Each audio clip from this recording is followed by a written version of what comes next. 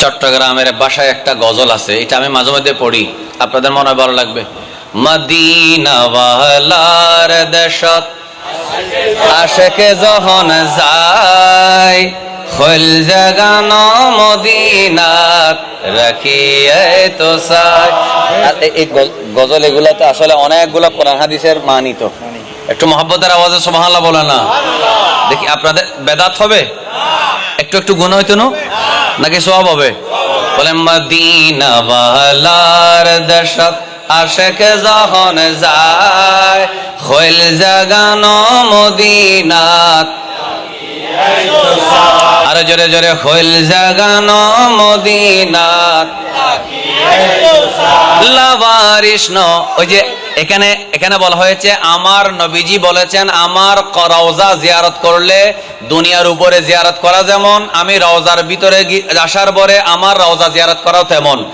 আমি তার জন্য সুপারিশ করাটা ওয়াজিব। সুবহানাল্লাহ বলে না? এই জন্য সবাই সাজিপাড়ার স্টেজের সামনে ডানে বামে সবাই একবার চিৎকার করে বলেন, আমরা হাসরের মাঠে নবীর সুপারিশ চাই কি চাই না? আর একবার বলেন, চাই কি না? আমার নবীকে সুপারিশ করার ক্ষমতা কে দিয়েছেন?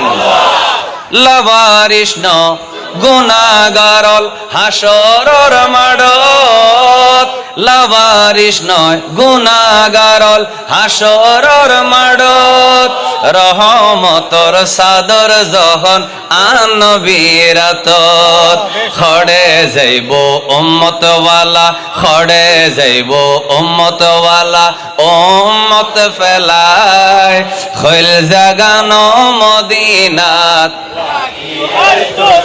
জোরে জোরে, খোল জাগানো মদিনাত রাখিয়ে তো চাই। মদিনাওয়ালার দেশত আশেকে যখন যায়, জোরে, মদিনাওয়ালার দেশত আশেকে যখন যায়, খোল জাগানো মদিনাত রাখিয়ে তো চাই।